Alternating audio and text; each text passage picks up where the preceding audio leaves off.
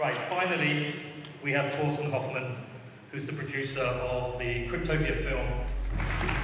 Thanks, Peter. 5 years ago, I made a film about the history of money, banking, and Bitcoin. Buckle up, we said, it's gonna be a bumpy ride. And now, some of the big brains and big egos who championed cryptocurrency claim they are building a crypto utopia. Magical things will happen. With something called blockchain technology.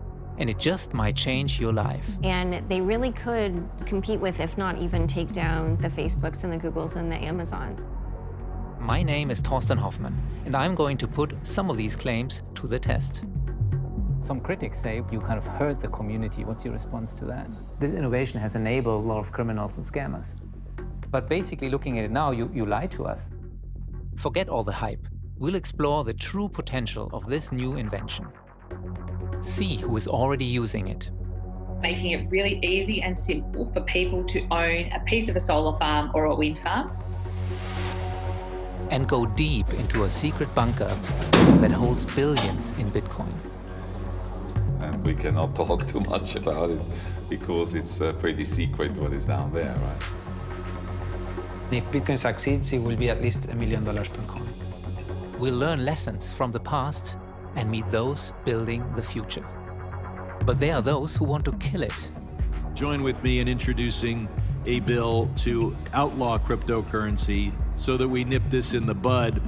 Control it. Next year, people are going to start seeing that we have hundreds of patents and everything changes. Or change the world with it. Welcome to Ground Zero in the battle for the future of the internet. Web 3.0. They wanted a science fiction dream. What they actually did was build forthcoming disaster. A lot of people were not willing to learn and were not willing to admit they were wrong. They're idiots. Why is this fraud allowed to speak at this conference? Stop telling me that I have no clues. That's just bullshit. If you don't support free speech, you don't support Bitcoin. You're an enemy of Bitcoin. This is bigger than the internet, the Iron Age, the Renaissance, the Industrial Revolution. This affects the entire world.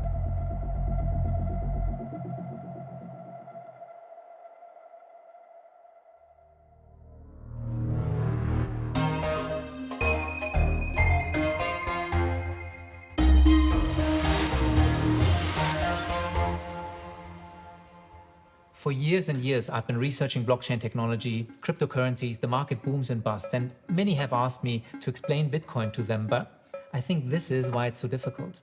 Cryptocurrencies. Everything you don't understand about money combined with everything you don't understand about computers. Okay, let's start slowly, with the basics of money and its creation. The total value of all the world's money is about $120 trillion. What you probably didn't know is that each new dollar is created by governments and banks as debt, which needs to be paid back by someone in the future, with interest. That's why there isn't enough money in the world to repay all that debt. And there never will be. Oh, and almost all of the world's money is already digital, just entries in a ledger, usually managed by a bank. Only a small portion exists as physical currency, like cash or coins. Think of it this way. Your employer deposits $1,000 into your bank account. Then, you pay $200 in taxes, $500 for rent, $200 for bills and shopping, and so forth. Whether you use credit cards, debit cards, PayPal, or bank transfers, they're all just pluses and minuses in different digital ledgers. That's why there's almost no need for physical money in our daily lives. During the financial crisis in 2008, a mysterious figure called Satoshi Nakamoto published this 9-page white paper. It said, with Bitcoin's open source software, we can create our own money without banks or governments.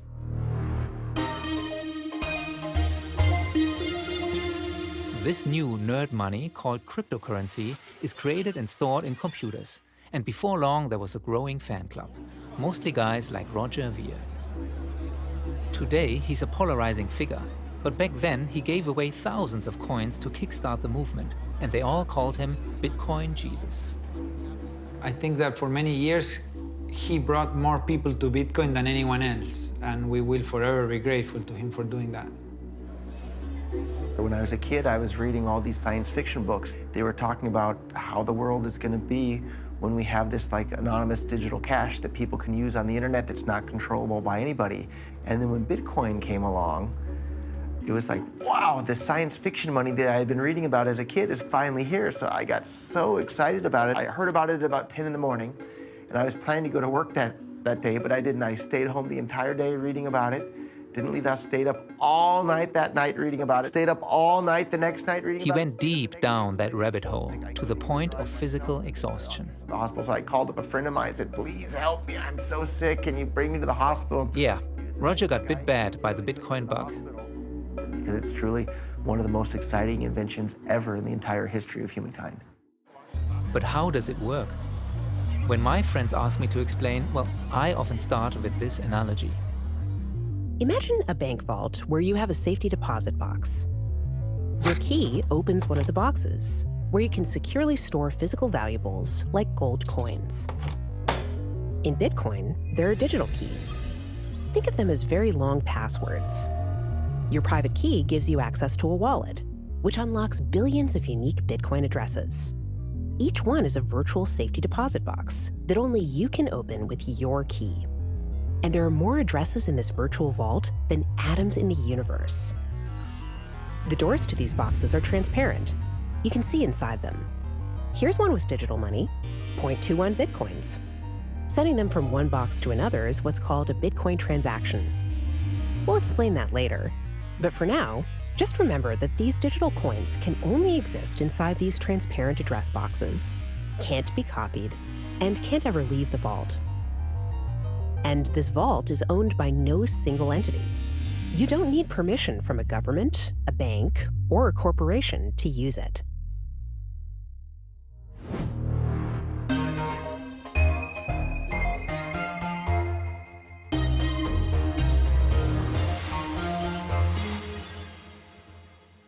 For most early adopters of Bitcoin, it was all about global peer-to-peer electronic cash. Room 77 in Berlin was one of the very first businesses to accept Bitcoins as payment for physical things, beers and burgers. Back in 2011, there were no mobile wallets, right? So you had to go there, bring your laptop, type this long address, risk losing the money if you didn't type it correctly. So the first guy who built a mobile wallet was some guy in Berlin who built it in order to buy his beer with his phone instead of his computer. Wir akzeptieren keine Kreditkarten. Okay, was ist dein Problem mit Kreditkarten? Mein Problem mit Kreditkarten ist, dass es mich als Merchant 3% Gebühren kostet, dass ich 180 Tage bangen muss, dass man mir mein Geld nicht wieder zurückholt.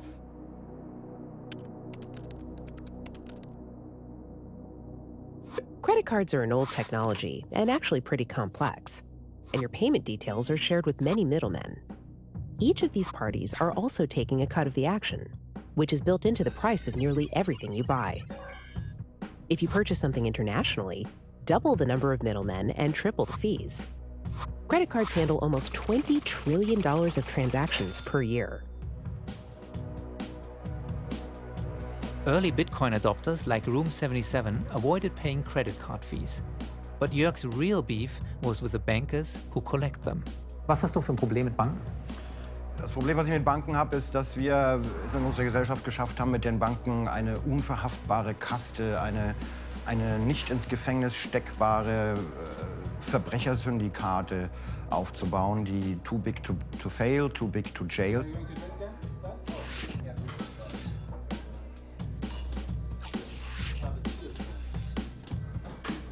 HSBC ist ein großartiges Beispiel mit 10.000-facher Beihilfe zum Mord.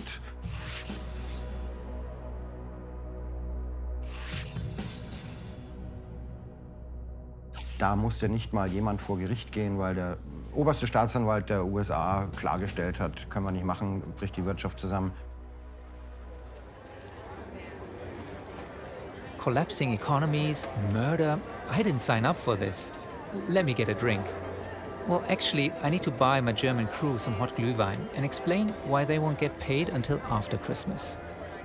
You see, transferring money from Australia, where I live, to Germany can take several days, and it will cost $30 plus exchange fees. just for updating numbers in digital ledgers.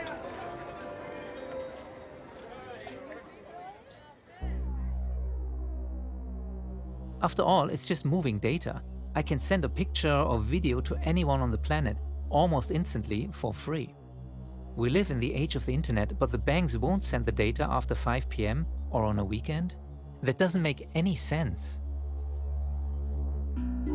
So what if those slow and expensive middlemen with their multiple ledgers could be replaced by a giant database synchronized over the internet?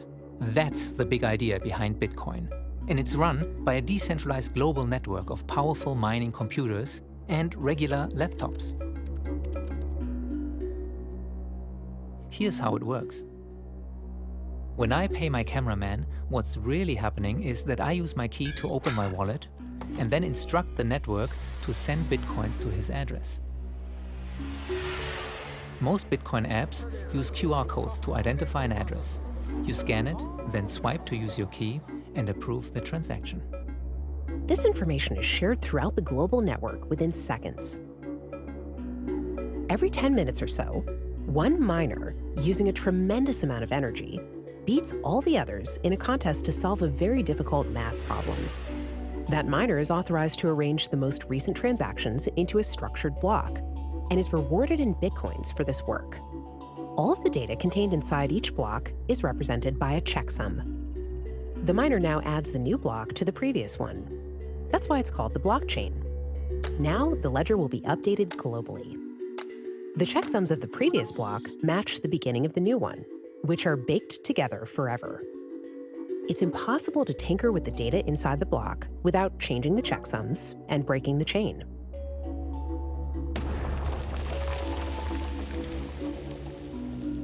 This immutability is the first rule of Bitcoin. It means no one can ever change what was once recorded in the blockchain or spend the same coin twice. That's also called censorship resistance, and it's critical to Bitcoin being used as real money.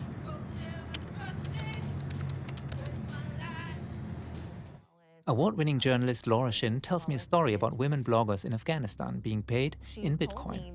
One of the women had an abusive husband and saved up her Bitcoins and eventually was able to divorce him because she was able to control her money when she earned the Bitcoins. In my first film, the early adopters said that this kind of financial freedom for everyone was just around the corner. World's most populous network is adopting Bitcoin. That's the internet. The world's largest economy is adopting Bitcoin. That's the internet. We have transcended borders. It's totally failed as electronic cash. David Gerard says it has unbanked the banked more than it has banked the unbanked. He's an outspoken critic of this technology. It's not very good as a payment system. There's a small payment use case if you want to trade in things that the government doesn't want you to trade in. That's David's polite way of saying illegal stuff. In 2011, most of my partner colleagues were saying three things. So it was either drugs, pornography, arms sales.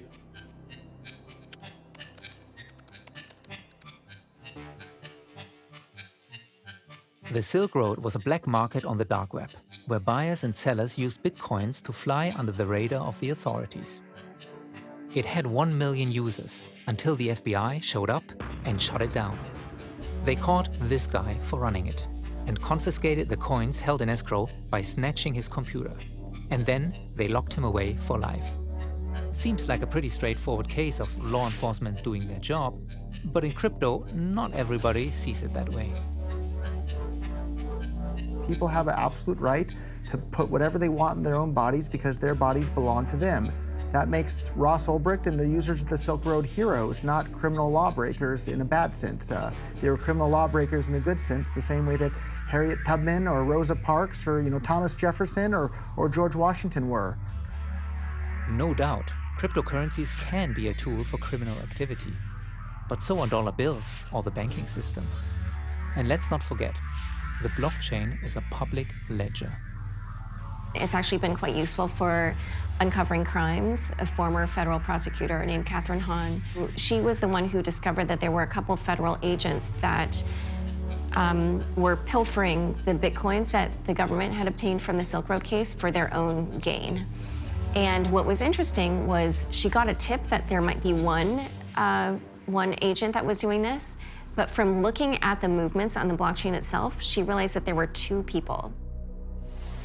The prosecutor could see those bitcoins being moved, and when the dirty cops tried to sell them for dollars, they got busted.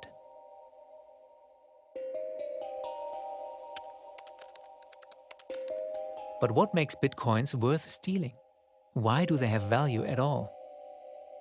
Let's go back to where bitcoins are stored, in transparent digital deposit boxes, protected by strong cryptography. They can never be copied or leave the vault because any transaction of any bitcoin, down to a 100 millionth fraction, is recorded in the blockchain for eternity. This synchronized global ledger is shared among thousands of computers worldwide. That's why it can't be compromised or altered. Think about that. We can make an infinite number of perfect digital copies of a movie, a song, any file. But for the first time in history, this distributed record keeping allows us to have a truly unique and fungible digital object that is also scarce. If you could count all of these virtual coins, you'd find about 18 million of them today. The mining reward is the only way new coins are created. In the first years of Bitcoin, miners competed for 50 Bitcoins every 10 minutes. Then, their reward for processing transactions dropped to 25 Bitcoins, then 12.5, and then half again and again every 4 years. It's good old-fashioned supply and demand. If investors or users of Bitcoin create a higher demand than this decreasing supply, the price will go up. When the cap of 21 million is reached, the protocol stops the network from creating any more. It's the opposite of our traditional money supply, which keeps growing and growing.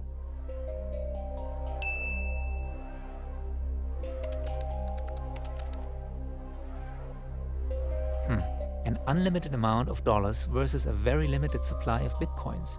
You do the math. If you use euros or dollars, you might not care about a little inflation per year. But if your currency isn't stable, you might be a trillionaire in paper and be dead broke.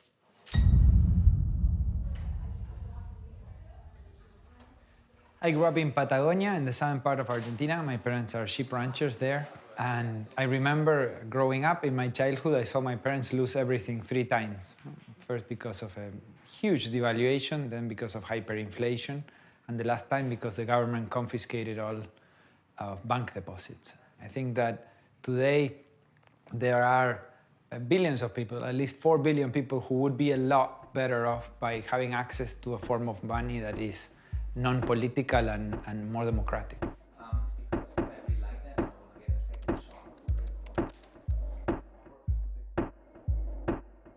We think of finance, we think of banking, we think of money in terms of the experience and perspective of a Western European or developed nation person. And that is really just 1.5 billion people who have a very privileged financial life. What about the other 6 billion? Every single country that is free has essentially a legal status for cryptocurrencies that is very open and permissive, and every single country that is unfree has restrictive or banned cryptocurrency status.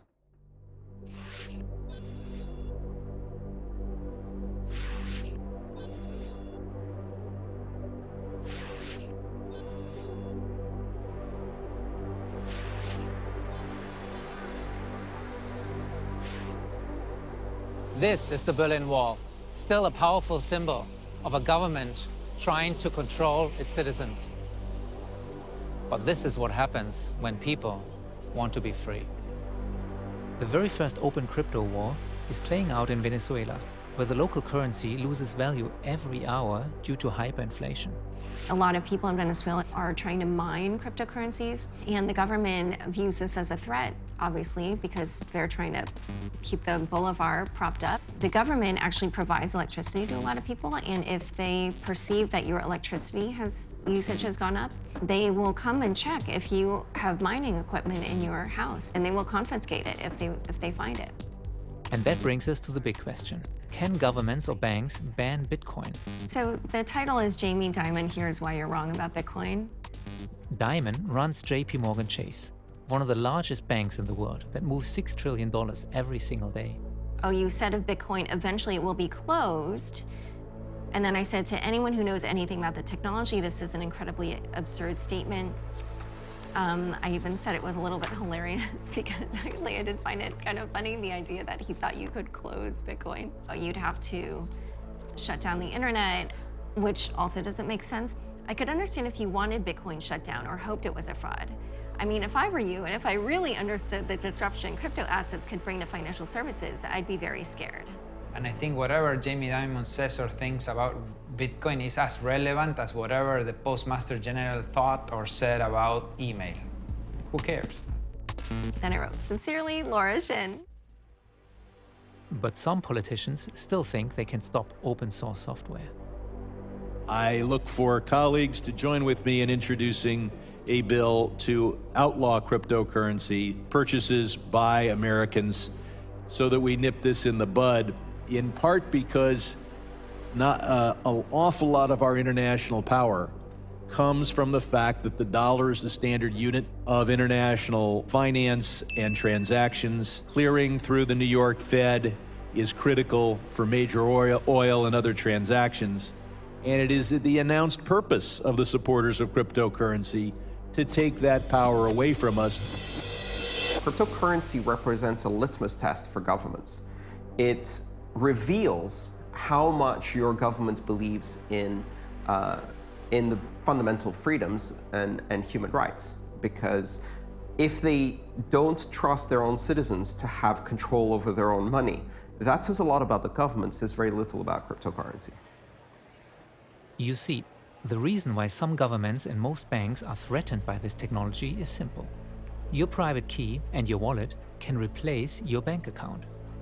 The network is run by software, and its currency is made and maintained by computing power and electricity. It can't be manipulated by central bankers, Wall Street lobbyists, or politicians. But with new freedom comes new responsibility. Simple rule. If you control the keys, it's your Bitcoin. If you don't control the keys, it's not your Bitcoin. Your keys, your Bitcoin. Not your keys, not your Bitcoin. Your keys, your Bitcoin. Not your keys, not your Bitcoin.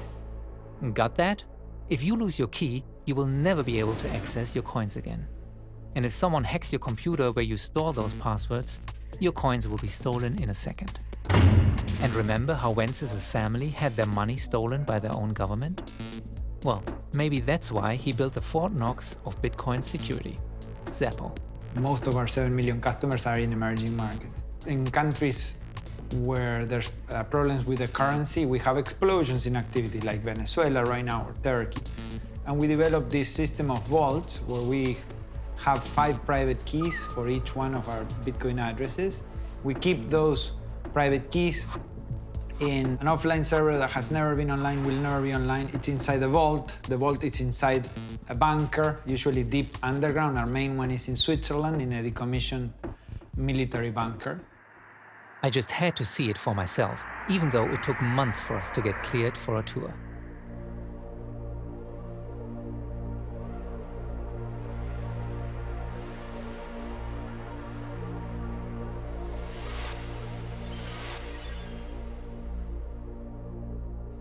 We were met by Christoph Oschwald, a former military commander who runs the place, and a representative from Zappo. Christoph said the guards would rather shoot us than show us around. I hope he was kidding. They need to bring in the material to the other side of the personal lock. First up, one more check of our IDs, a pat down for weapons or any other monkey business, and gear inspection. Even the boss was searched. It took nearly an hour to get my team through security, but it was worth it. No other film crew has been allowed access. We are the largest custodian of Bitcoin in the world because a lot of the largest holders in the world use us for security. Rumor has it that 10% of all Bitcoins are stored here and in their 4 other secret locations. Unfortunately, I can't confirm any of those numbers. From the mountain, we are getting a lot of benefits, right? Earthquake-proof, flooding-proof, But on the other side, you're facing a lot of additional cost. Like maintaining 7 independent backup power supplies. The labyrinth of tunnels deep into the mountain is interrupted by nuclear-grade doors. Good. Yeah.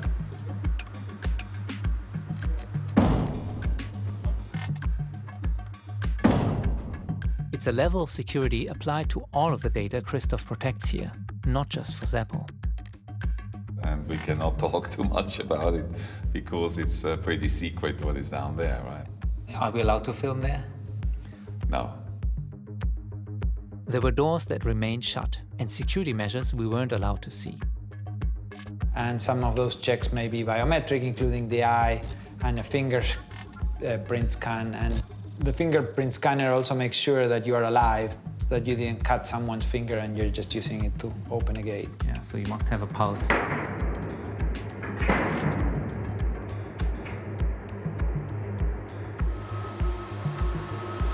Don't touch the racks.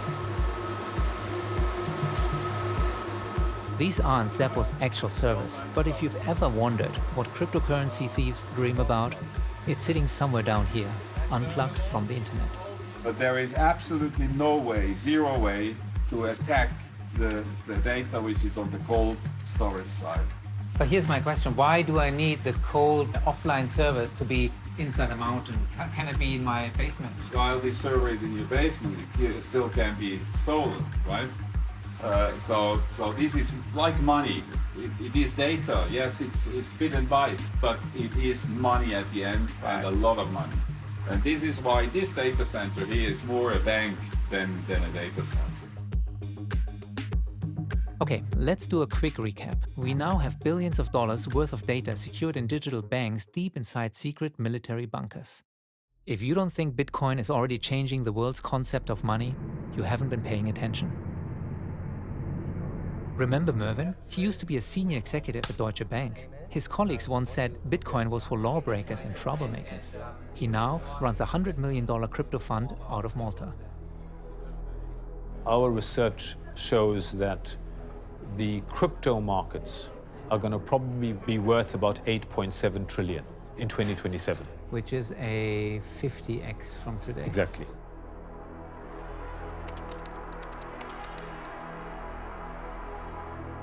Most financial analysts say you better stick to your shares and bonds and dollars. Bitcoin is dangerous nonsense, far too risky as investment. To others, Bitcoin is an escape hatch that will take them away from risk, an insurance against a financial doomsday, a way out of the debt crisis, negative interest rates, trade wars, and economic downturn. They say it's an anti-fragile asset, uncorrelated to financial markets. So, who's right here? Well, every time I turn on the television, it gets even more confusing. Bitcoin's worth about a little bit under $200 billion today. All the gold in the world is worth $8 trillion, and it could become the next gold. In terms of cryptocurrencies, generally, I can say almost with certainty that they will come to a bad ending. But if Bitcoin is out there and gold is out there, it can be a participant in bringing down the dollar. I said it's the mother of all bubbles and is also the biggest bubble in human history. I think this is a currency that's really going to work eventually.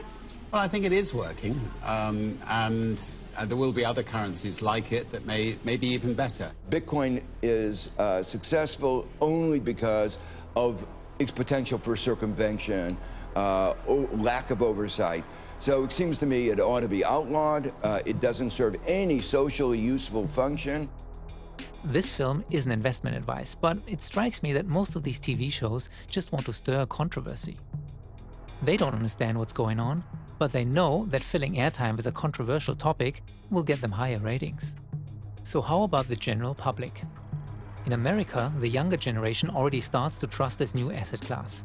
And Wences says Bitcoin may reach $1 million per coin.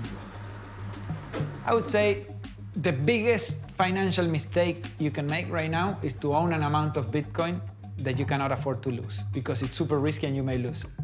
The second biggest financial mistake you can make is not to own any, because you put 1% of your net worth in Bitcoin. Most people can afford to lose 1% of their net worth. And if I am right, it's gonna be more than 100% of your net worth. So with a non-material exposure, you change your life. Now, what you would spend on a romantic weekend with your wife, say, sorry, we're not gonna do that this weekend. I'm gonna just buy Bitcoin, consider it spent, it disappeared, check in 7 years. I either gave you bad advice and cost you a weekend, or I want a grandkid called Juancito. But what you fail to mention is the currency, the microtransaction. All of that is irrelevant, right? Meaning, all of the cryptocurrencies are way too volatile for anyone to take them seriously. Hold on. Let's go back to where we started. Bitcoin was created as peer-to-peer electronic cash. That was the killer app, a payment directly from you to me, from me to the coffee shop. I have bought a bag of coffee for 2 Bitcoin in 2012, which today cost me $12,000 in today's money. That is a deflationary effect. As long as Bitcoin keeps doing sudden increases in prices, that's going to stop retail use in its tracks. With Bitcoin, you can send $1 or $1 million worth of value anywhere in the world. You can do it for free. But basically, looking at it now, you lied to us. Yeah, that's what they all used to tell me. Cheap, easy, fast, global, unstoppable. I'm not done with you, pal, but I need to explain what happened here. Every block contains about 1 megabyte of data, much smaller than a photo you post on Instagram. That means only a limited number of transactions can fit into each block. If you want your payment to jump the line, you can choose to pay a premium fee or sit and wait. At one point, the blocks became so full that the transaction time went to several hundred hours. That's days. And it was more expensive than international wire services. It got so bad that a Bitcoin conference wouldn't take payment in Bitcoins. And he's the guy who promised me moving money fast and for free. What went wrong? And that's as a direct, intentional result of Bitcoin Core's policies of intentionally making it slow, expensive, and unreliable. And Roger blames this guy for Bitcoin not becoming a mainstream global currency. There are no shortage of conspiracy theories. Marker? Blockstream was founded in 2014.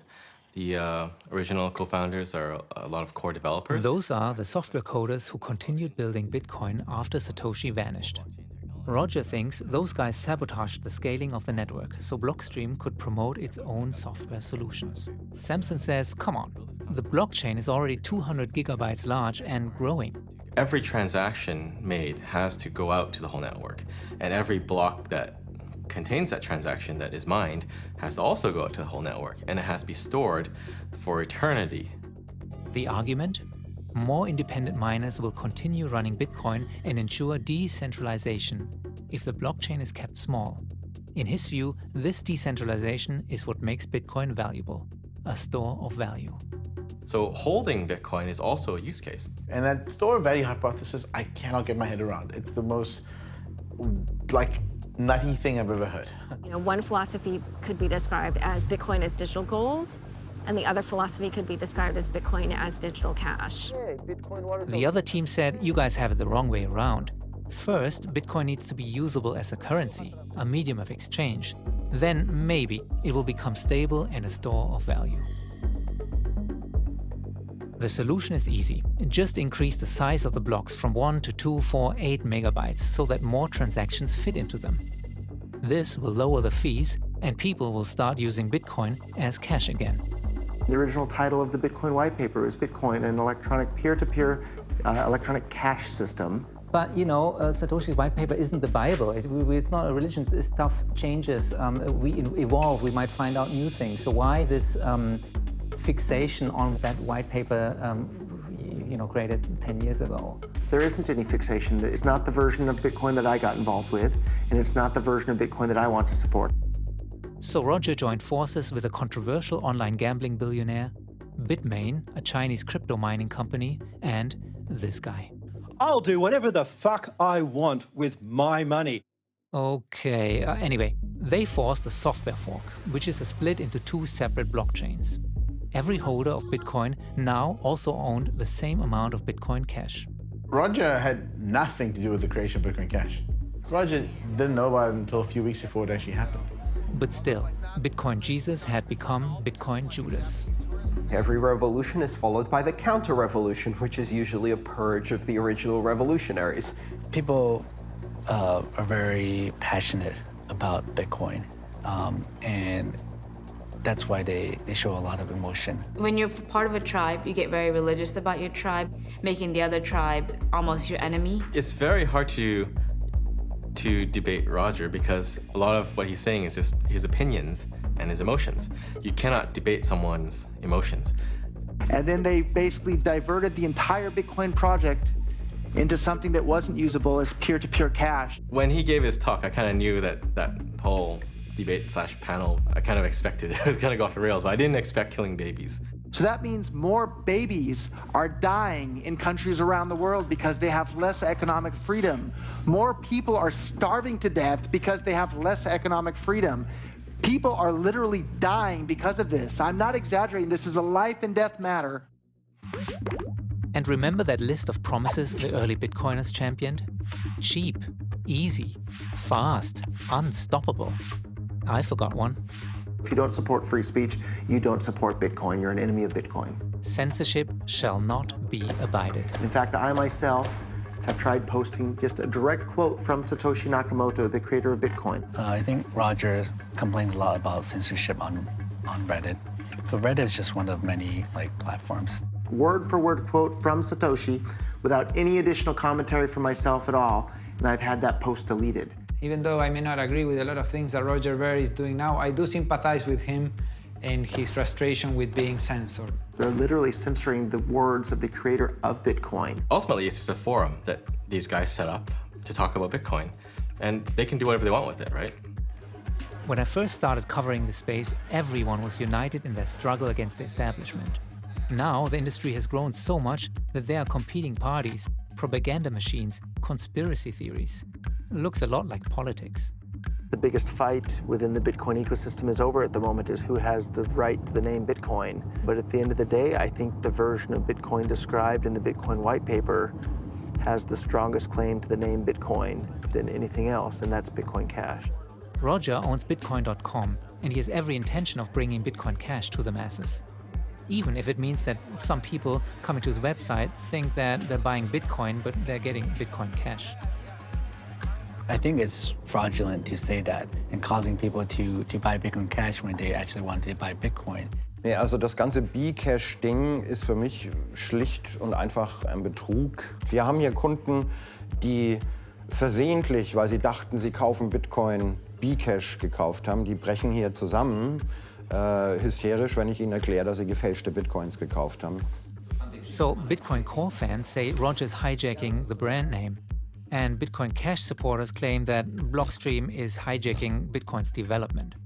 I mean, yeah, it is a conflict of interest because they're developing this open source protocol in a way where their company can benefit from it. Everything we're doing is open source, so it's not like there's some secrecy or anything. You can see all the code that's committed, and it does go through this vetting process.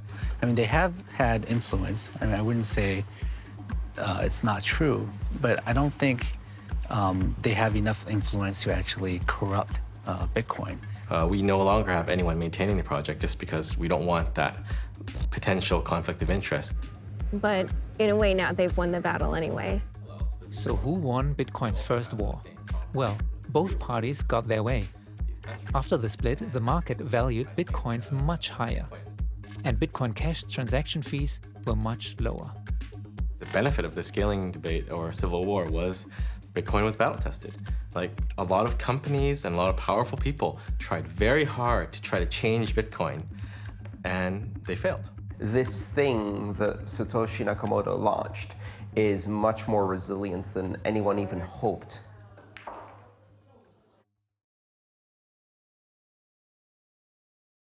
I know. You want to find out what any of this has to do with this new Cryptopia, a revolutionary internet. We'll get there, I promise. But first, we need to go from Bitcoin's original blockchain to hundreds of blockchains. Hi, Charlie. Hey. Back in 2011, when Charlie Lee was a Google engineer, he wanted a faster and lighter version of Satoshi's cryptocurrency, and was one of the first to experiment with the open source software. The actual coding, in terms of the code differences between Bitcoin and Litecoin, was actually pretty trivial. And what does that mean in time? Like, I would say like 4 or 5 hours. Litecoin was positioned as silver to Bitcoin's gold, and its network value grew to billions of dollars. Some critics say, well, you sold at the highest point and you kind of hurt the community. What's your response to that? When I sold, no one knew it was the highest point. I didn't know it was going to be the highest point, so everyone thought it was going to keep going up.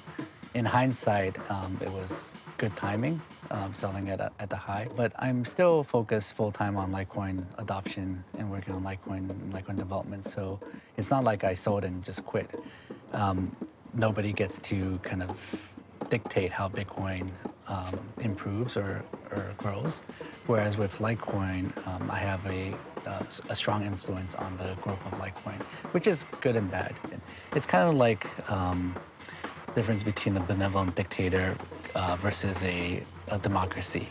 The benevolent dictator is more efficient, but you have to assume that the benevolent dictator stays benevolent. Let's put a pin in that. Litecoin was one of the first alternative cryptocurrencies, or altcoins. Some of the early adopters, like Charlie, made fortunes. Soon, there were hundreds of coins made by cryptographers, copycats, and conmen. There's a coin for bloggers, a currency for online gamers, one with anonymity, and even one for banks. But can this invention unleash something even more powerful than digital currencies? Back in 2014, I met the kid who knew how to do it. Hi, I'm Vitalik Buterin, co-founder of Bitcoin Magazine, founder of Ethereum, and just general Bitcoin and cryptocurrency advocate. Just 19 years old, Vitalik was on a mission to make money programmable. Vitalik is a very, very smart guy. The thing about Vitalik is he was pushed away from Bitcoin because he had gone to Bitcoin core developers and tried to build Ethereum on top of Bitcoin, and they basically said, nope, not interested. So he built a separate blockchain called Ethereum, with its own currency called Ether. Comparison might be Bitcoin is like a spreadsheet and Ethereum is like a spreadsheet with macros. Using our analogy, Ethereum allows you to store cryptocurrency and computer code in the same secure box. Here's how a smart contract might work. Let's say I bet Charlie that a Litecoin will be worth $200 on January 1st of next year. We each put an Ether into a box along with a smart contract, a simple program that automatically checks the price of Litecoins on that future date. If I'm right, the money goes to me. If I'm wrong, it's sent to Charlie. A smart contract is neither smart nor a contract. It's a dumb program. And once you understand that all it is a dumb program, that clarifies a lot of stuff. And the word contract there is in the meaning of finance. Most financial arrangements are pretty simple and clear-cut. A bet with Charlie, your home loan, an insurance policy.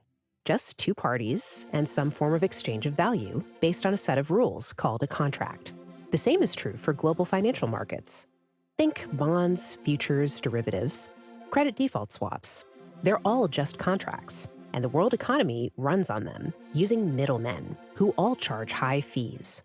Proponents say that if we used smart contracts, we could tell the bankers, lawyers, escrow agents, and Wall Street finance guys to take a hike. A soda machine is a smart contract machine, right? You stick in $1, you get a soda. It's very, very simple. The soda machine does take statistics, and it has to make sure that you can't scam it by stealing the soda.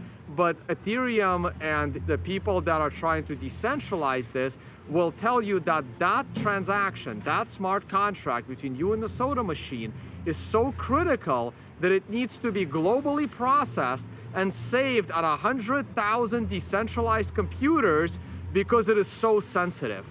And in reality, 99% of all of these contracts, they don't need this kind of censorship resistance. You know, in 2 years' time, and people will see this film, or in 4 years' time, I think it will be an interesting historic moment. So what we're doing is we're saying we have this Ethereum network.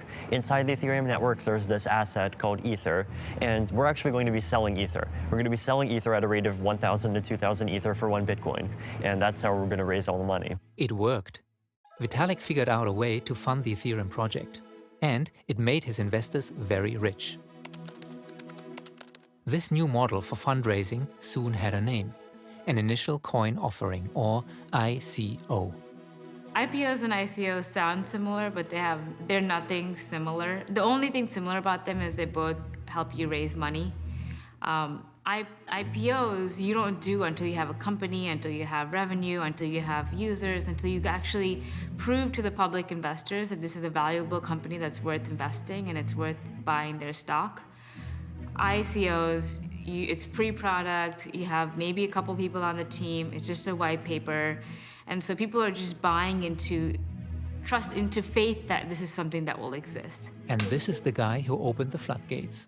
He created a standard called ERC20, enabling you or me or anyone to create an ICO.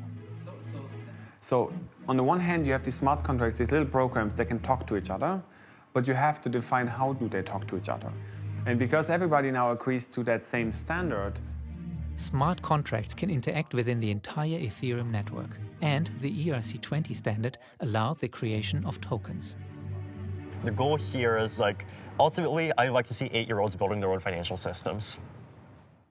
Yeah, but what if some of these 8-year-olds are also scammers? So let's say I'm trying to do an ICO, and I create a smart contract where I create 1 million coins.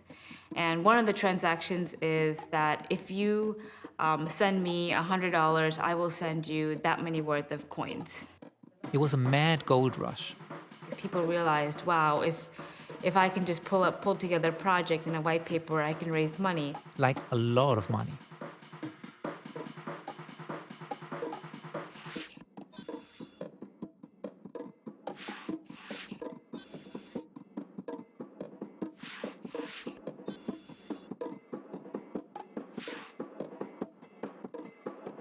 Some people hawking new coins didn't actually exist. This handsome chap is the graphic designer of a Bulgarian ICO. Actually, they just posted a photo of Ryan Gosling. Another project raised millions in Ether and then vanished, leaving investors with this website. Look closer, that's nice. Most of the scam coins were built on Vitalik's smart contract platform Ethereum, using Fabian's token standard. This innovation has enabled a lot of criminals and scammers. So I would say the amount of scams in that system are rather low. It sometimes looks bigger than it is. I would assume that the actual scams, purposeful scams in that system maybe were like 2 or 3%. I would say actually most ICOs were not scams. I would say about 2 to 5% of the thousands of ICOs that are happening are actually legit. And the rest is? Pretty scammy or just not going to work. Can you define for me what a shitcoin is? I think it's just a derogatory term people use on coins that they don't like. For Bitcoin maximalists, people who only care about Bitcoin, everything else is a shitcoin. In my point of view, I think a coin that is kind of a scam is a shitcoin. So people create coins just to get rich from it, print a lot of tokens out of thin air, try to pump the price up and make a lot of money from it. And that's not really providing a lot of value to the world. No value for the world, but they did add value for their creators. If you can print billions of tokens out of thin air like a central bank, well, that's why this guy was one of the wealthiest men on Earth for a brief moment. Here's how that happened. There will only ever be 21 million Bitcoins, and its inventor had to earn them by mining with his computers, just like everyone else. There are more Litecoins and even more Ether in circulation. Vitalik kept some portion to fund the development team. And then there's Ripple. They created 100 billion XRP, but kept 80% for themselves and their clients. And the other 20% they gave as a bonus to the founders. That's how you get to be one of the richest men on Earth. Okay, maybe I was a bit too harsh on ICOs. democratizing startup finance can be a good thing. There were many legit companies raising capital too. Over the years, I've met many founders who have real offices with real people trying to solve real problems. But to Bitcoin maximalists, Bitcoin is the be-all, end-all of cryptocurrency. Other blockchains, ICOs, smart contracts, that's all a waste of time. There is no such thing as blockchain. Revolutionize the healthcare industry and the automotive production range. Of course there is. Huh? Of course there is. What you're saying is a maximalist point of view. You are speaking about from a perspective of a cult or a sect.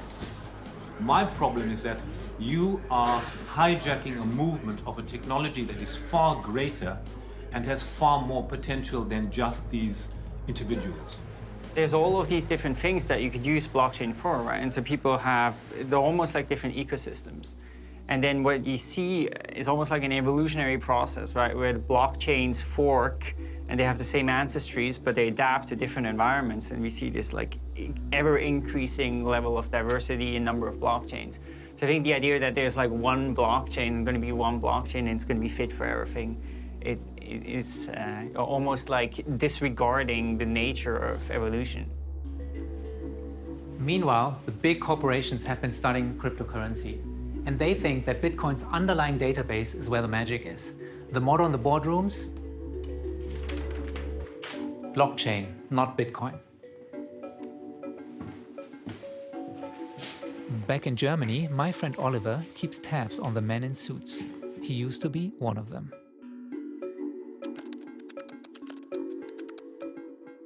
Also es sind fast alle großen Unternehmen, die dort Aktivitäten haben. Ich kenne beispielsweise bei den großen Autoherstellern, bei BMW gibt es eine. BMW is looking at using the blockchain for their future fleet of electric cars to interact with public transport. Lufthansa wants to see if the blockchain can better track parts and maintenance. And Deutsche Telekom is using smart contracts to negotiate tariffs for roaming costs with other telecoms.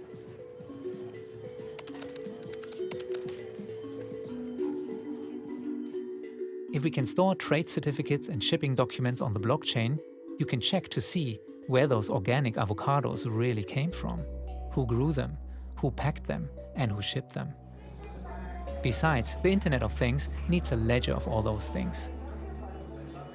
Well, that's the idea behind private centralized blockchains, maintained and controlled by corporations. A famous example, the Walmart supply chain trial, which they're working with IBM.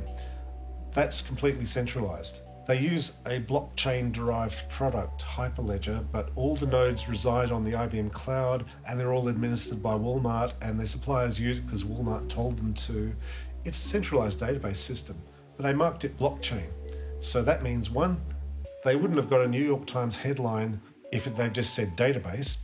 You might wonder, what's the point of a blockchain if it's controlled by a company? Well, I compare it to the open internet versus company-owned intranets. They both exist. Meanwhile, Facebook announced a cryptocurrency for their 2 billion users. Such a system might be more efficient than a public blockchain, but there's a downside. Some governments banned it within weeks. You're based in New York, right? Right now, the ways pieces of paper that's being shifted around, that doesn't make any sense. That infrastructure needs to be replaced. Why occupy Wall Street when we can build a new one on the blockchain instead? In the future of decentralized finance, stock certificate, corporate bonds, insurance policies, property deeds, mortgages, all can be turned into crypto tokens and made tradable 24/7.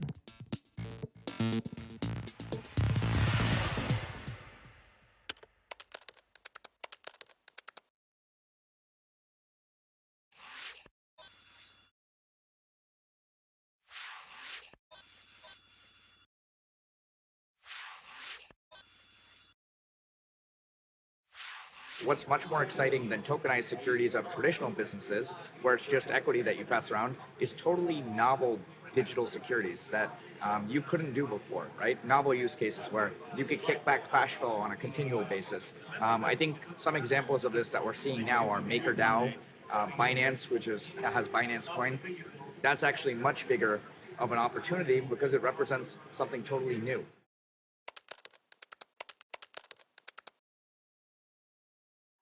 My name is Dr. Gemma Green, and I'm a co-founder and the chairman of Power Ledger.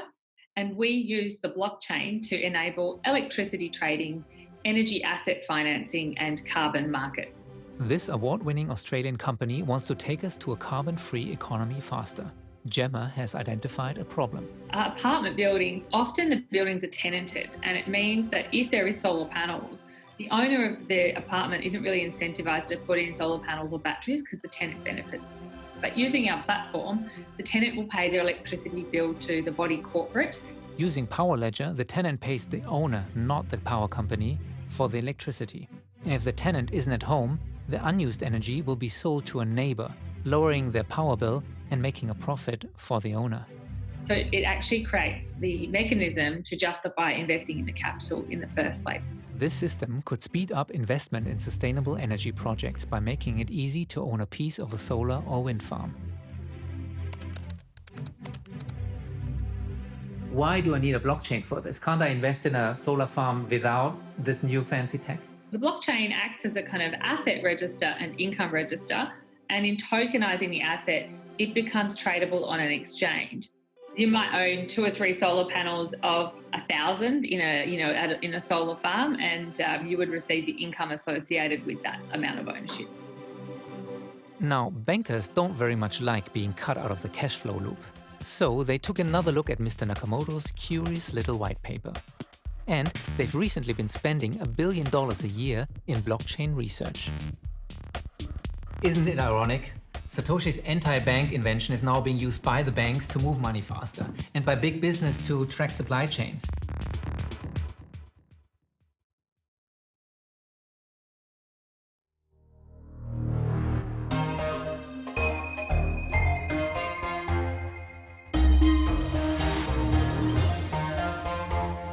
Cryptocurrencies, digital tokens, public blockchains, private blockchains, where is the killer app? Well, adoption of new technology often follows old trends. My name is Mark Ventresca. I'm here at Oxford, the University of Oxford, on the faculty. I'm an economic sociologist by training, interested in how large-scale infrastructure changes. So great to see you after 9 years. I know. Huh? Mark teaches a class on innovation and system building. He tells me what must align for a new technology to become fruitful. All technologies start out as interesting ideas. Some of them begin to develop into innovations, and we know that that arc from invention to innovation takes a lot of time and takes a lot of work. Some of those innovations eventually become commercially viable. Case in point, the automobile. In the early days, cars looked like a pretty lousy idea and poorly executed. Early on, there were electric cars, there were battery-operated cars. The combustion engine was a relative latecomer. It took Henry Ford's mass production to create the standards. What a car looked like, what parts it needed, how it operated. That's when complementary assets and infrastructure emerged. So you have paved roads and petrol stations.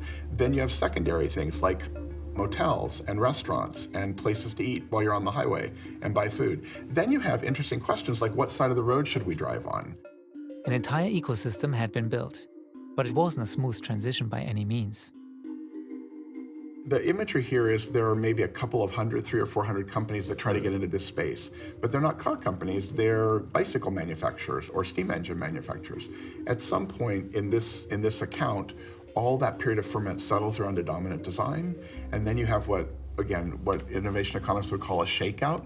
They would say you go from 300 or 400 producers, all of them vying to shape this emerging space, this emerging thing called the automobile. You may then drop to 20 or 30 manufacturers, and then you may drop to 5 or 6. It took 50 years for cars to go from purest invention to finely tuned mass market product. 50 years to change the world as we knew it.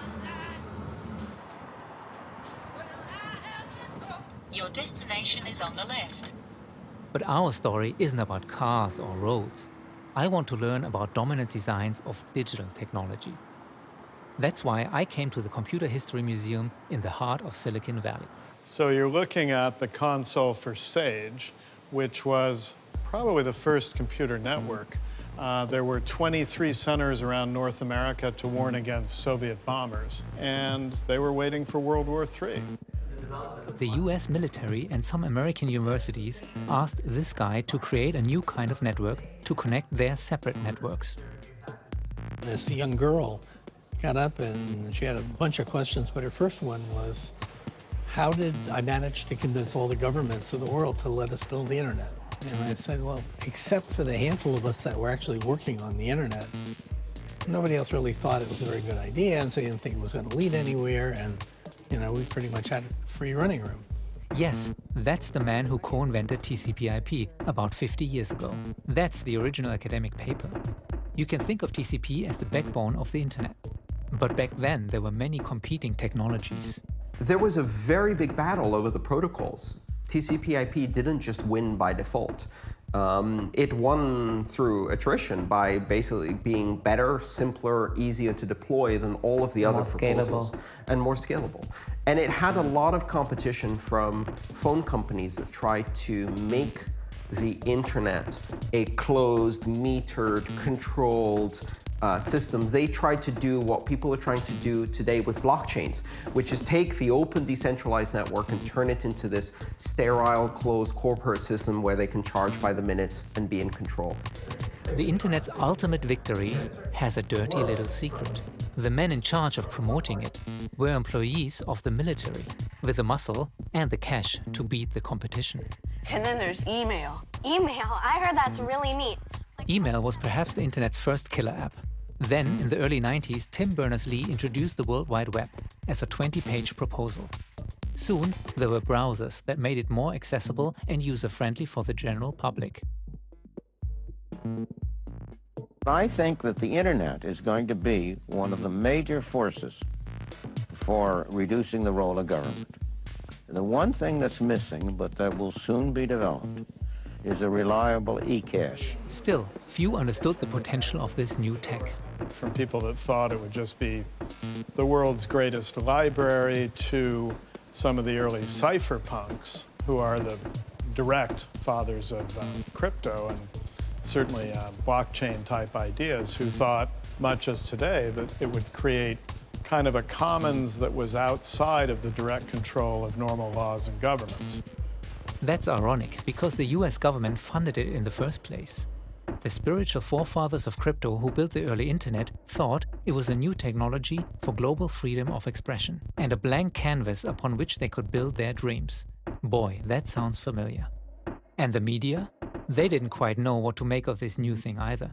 But sure enough, they found juicy stories about the dark side of it. Which was the internet is full of criminals and pedophiles and pornographers. And it's too dangerous to use your credit card on it. It's full of scams. We're seeing the exact same story now. We envision technology as if it were autonomous, as if it were simply outside of human and social experience. What we see are technologies that become shaped by commercial interests, by political and regulatory infrastructure, by actors who are acting for many reasons, right? Where do you want me? Remember Bob? The big telecoms wanted his thoughts on a little idea they were kicking around. They had a meeting where they were trying to figure out how they could buy the internet. If they couldn't kill it, well, why not own it? I got asked that myself by an executive at a large information company. It was probably in 1990 if they could buy the internet. I remember asking them, well, why don't you buy the world economy? You can own everything. Why don't you buy the weather? And you can control that too. As the internet's momentum and hype grew, investors threw money at entrepreneurs and shady characters.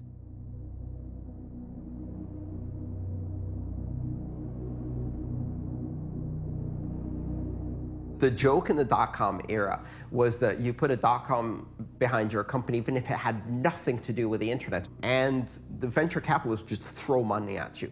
It took a few decades and hype cycles, but the wild internet was eventually domesticated, co-opted by trillion-dollar companies, and then fundamentally transformed how we shop, work, and communicate.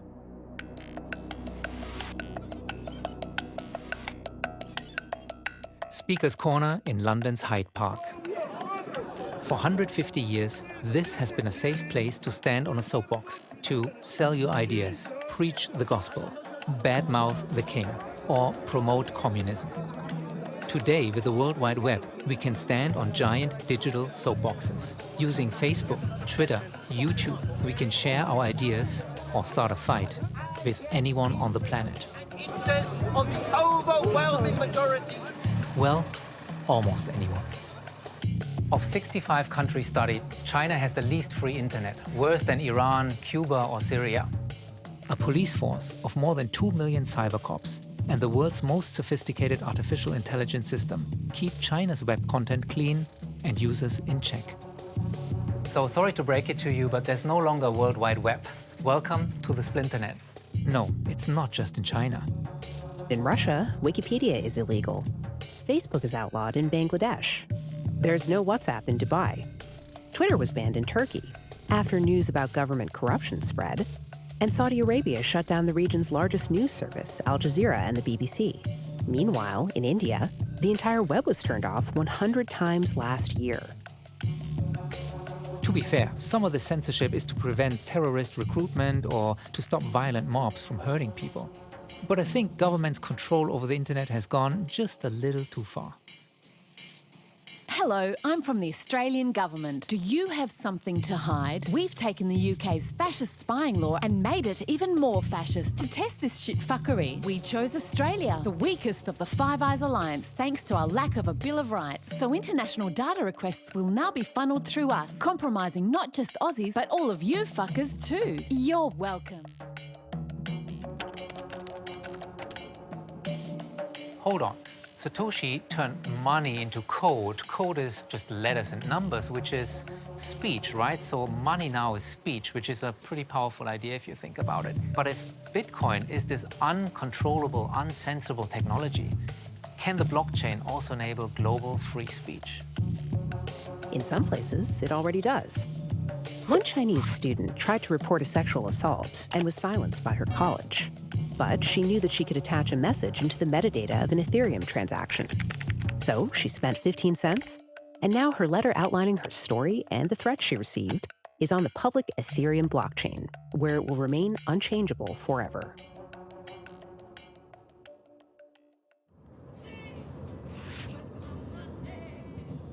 The early crypto pioneers wanted to democratize money, finance 2.0 if you will.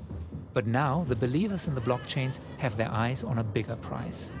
They want to decentralize everything. Web 3.0. Facebook without the propaganda. Twitter without the terms of service. Reddit without the censorship. Online identity without the hacks. Internet browsing without tracking software. Websites without the advertising. We pay with either attention or privacy. So we either have advertising thrown at us, our attention is monetized, or we pay with micro violations of our privacy. And that is why the internet today is the ultimate surveillance economy. One privacy tool is the Brave browser. It doesn't store data and pays users and content publishers in their basic attention tokens.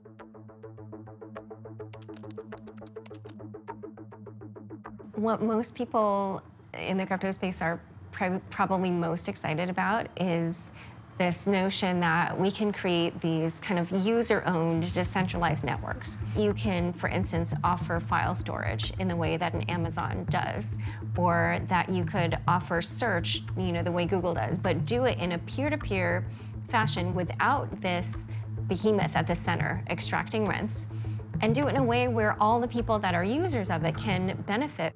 Blockstack is the next evolution in computing. We've seen three main eras of computing before. We had mainframes that were these large computers that everyone depended on. Then we got desktops where users were in control and they owned their own computers and their data and information. And then we saw cloud computing where we are dependent on these large companies running services for us. And we are about to embark on this major shift in computing called decentralized computing, where users are getting back in control. And they really could someday compete with, if not even take down, some of the big tech giants like the Facebooks and the Googles and the Amazons that we know. That's a tall order.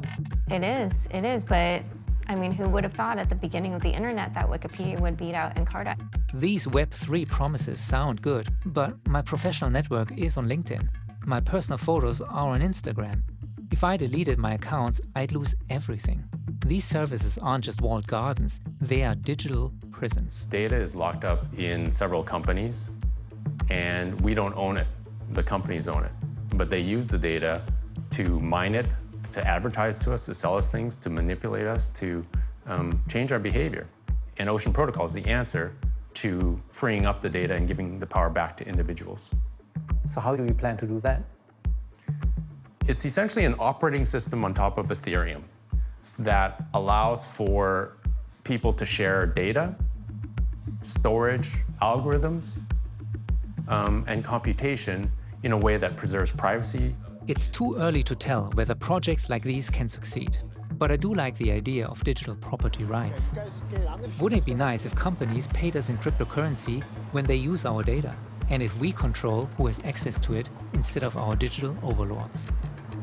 And then there's the question of our most precious information, our very identity.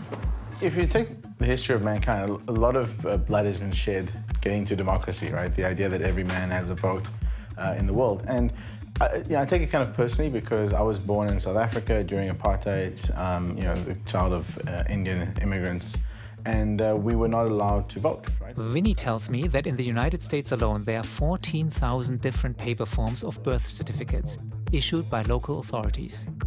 There are mistakes on them, and even identity theft starting from birth. All your information is already out there. There's 5 hacks a day happening. So how do you prove that you are who you say you are? Our crypto celebrity Andreas has 10 imposters on Instagram. Ryan Gosling's alter ego is committing financial fraud in Bulgaria. And who knows what's happening with your compromised information. Blockchain-based services like civicsidentity.com or Microsoft's Ion say they can give us control of our identity and protect it. Currently, we are having our reputation, our history with different systems and different companies like Facebook and Twitter. With the blockchain, the core important information sits on that trusted system, which we control and we can take from wherever we want to go to something else. Meanwhile, Vitalik has inspired thousands of software developers to build his vision of decentralized finance. But early in Ethereum's history, something went wrong with one of the first smart contracts called the DAO. The DAO went like this. They wanted a completely decentralized autonomous organization. They wanted a science fiction dream of an independent computer program that was immune to human influence. So what they actually did was build a forthcoming disaster. The problem? Some sloppy code left their safety deposit box wide open, and somebody just helped themselves. Allowed them to pilfer $50 million from the smart contract. And that's why when I say it's not even clear whether or not it was a hack, the smart contract allowed them to do that. And what happened was the majority of the community did decide to roll back the blockchain and to pretend like the DAO never happened. Yep, you heard that correctly. The top decision makers forked Ethereum into 2 separate networks. One where the money was gone, and a new one where the money was restored to its original owners, breaking the first rule of cryptocurrency: never alter the blockchain. Immutability lasts only as long as the big boys haven't lost money. Just like Bitcoin, Ethereum also experienced scaling problems. When a decentralized app called CryptoKitties, I'm not kidding, went viral, and the kitties bred like rabbits in its blockchain, the system ground to a halt. The network is now being upgraded, but there are many competitors who claim that their blockchains are faster, fairer, and more scalable. The next shakeout will sure be interesting to watch. It's never easy to admit that you've been fooled. Maybe I've been fooled.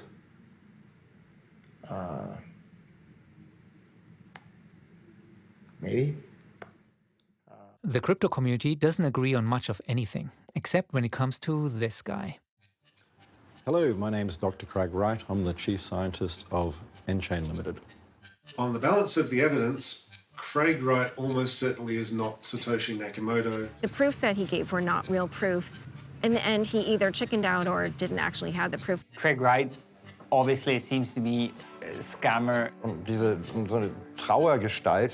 I'm happy to say that Craig Wright is a fraud. I know he's controversial.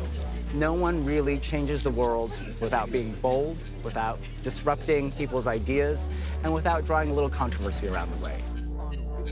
But the majority of the industry says Craig is crazy or a con man. So Craig, kindly join us on stage. And that giving him screen time is irresponsible. And I'll say this quite frankly because I've got more money than your country. But I was in the area and just couldn't resist.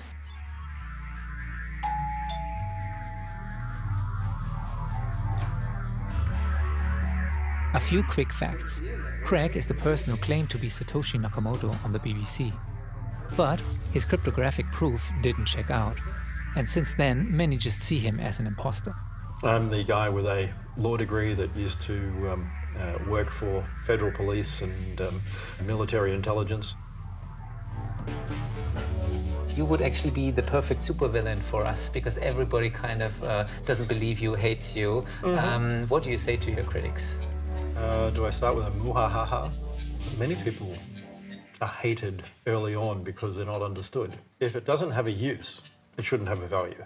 Right now, practically everything is a Ponzi. I don't particularly like Ethereum, it's a dead end. They can say whatever they want about ERC20, except practically everything they're doing that they want to solve, I solved years ago. Decentralization was never the point of Bitcoin, ever. I was called a fool then, and I'll be called a fool again, and every single time I'll be right. I picked up Mastering Bitcoin the other day, and I opened page 1, and I went, this is wrong. Silk Road was the worst thing to ever happen to Bitcoin. You seem to think that nobody else has anything interesting to say. You've already solved the problems many years ago. That's kind of the vibe that I'm getting here. Fairly much, yes. Okay. Turns out, Craig's playbook is patents. Some say he's a patent troll. Well, I've got a bucket list bit, which is to beat Edison, which, as silly as it sounds, came from a Simpsons episode. To beat Mr. Edison, I need to get 1,085. And right at the moment, I'm on white paper 1,074. For each white paper, he claims to file about 1.1 patents. The first 163 will be very shortly public. Next year, people are going to start seeing that we have hundreds of patents and everything changes. We file PCT and keep them secret as long as we can. So that's a huge philosophical disagreement between myself and Craig. So I think government patents are a government-granted monopoly. The big brains and big egos who broke away from Bitcoin couldn't hash out their differences. So there was another split. Craig's new coin also claims to be the real Bitcoin. And he wants to enable blocks 1,000,000 times larger. Updating and storing this giant blockchain will be impossible for normal computers. I just can't figure this guy out. Is he a genius, a madman, a fraud? Maybe all three. And a lot of the things he say are very, are just wrong technically. However, I did calculate that nChain spent tens of millions of dollars to develop and file these patents. And some have been granted. What's the point of having a war chest full of IP if they aren't going to enforce it? So basically what I'm looking at is stuff that nobody's ever really seen in the community. That's correct, yes. As soon as the price of Bitcoin and the cryptocurrencies went higher, what did most people do? All they did was start adopting all the worst behaviors of bankers, scamming the market, centralizing wealth in a few hands.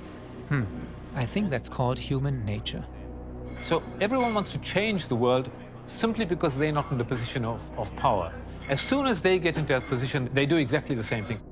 So guys like you will build a better future and we can trust you guys better than the bankers? You don't have to trust us. That's the beauty. We're building a trustless, decentralized system that gives power to people.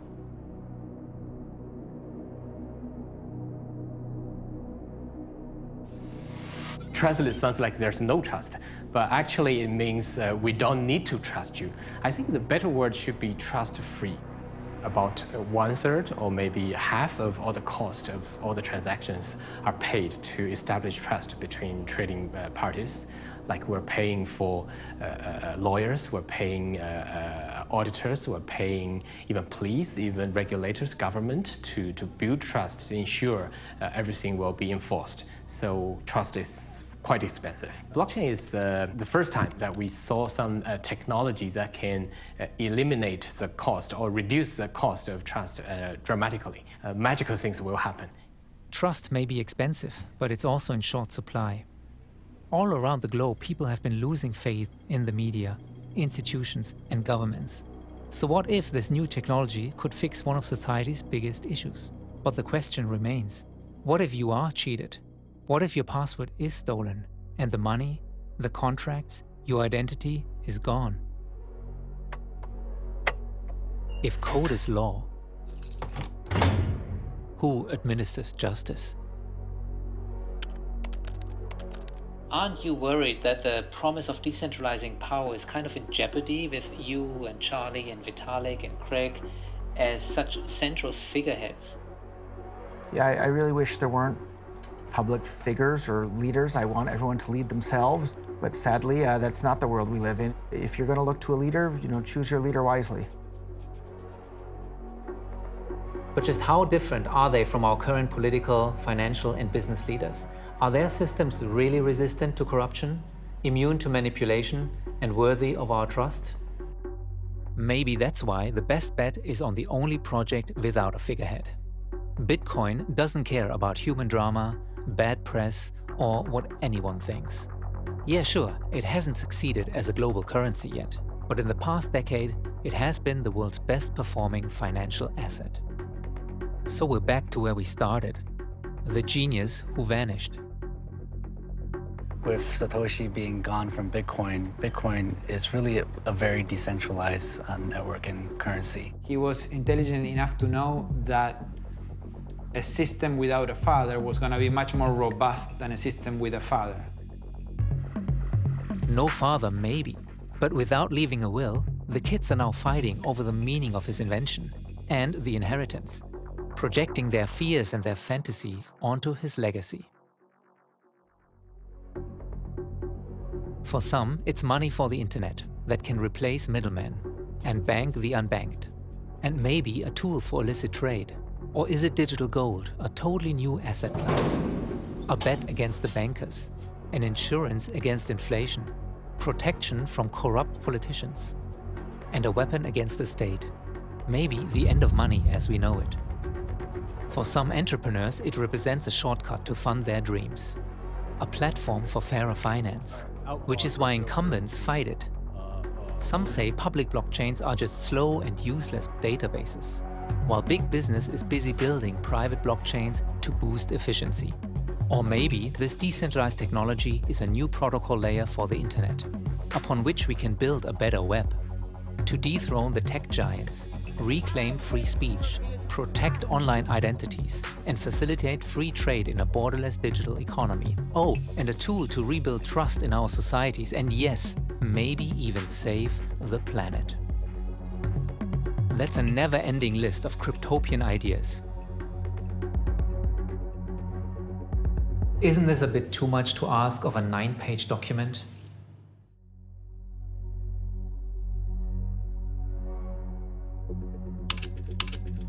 Yeah, sure, the internet and the web started out as white papers too, but it took decades before its infrastructure was built, became user-friendly, and ready to scale globally.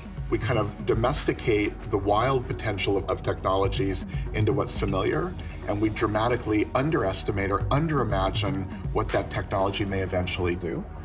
It'll be the users, maybe billions of them, who will adopt this technology without even knowing what a blockchain is or how it works.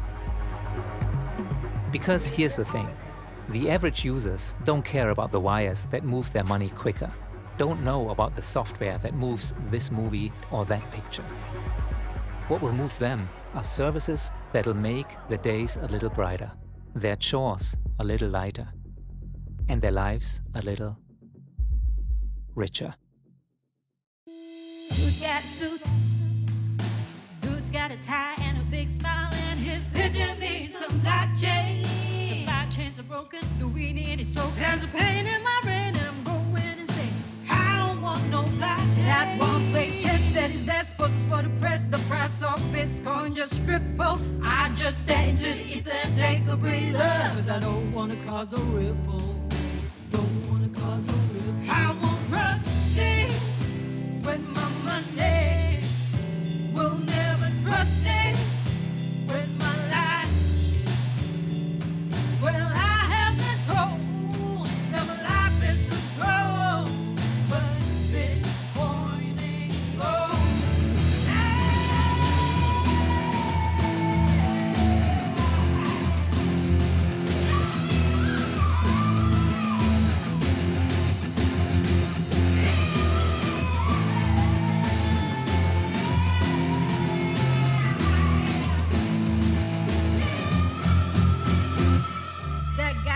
Code runs a full node. This is new money production. Talk brand woods of illicit goods.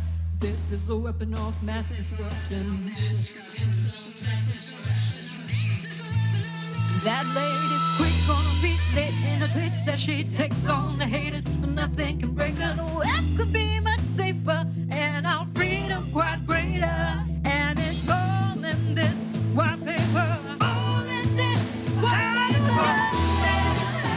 With my money, I don't trust it. With my life, my dollars are sold. They'll let me go, and Bitcoin is gold. Bitcoin is gold.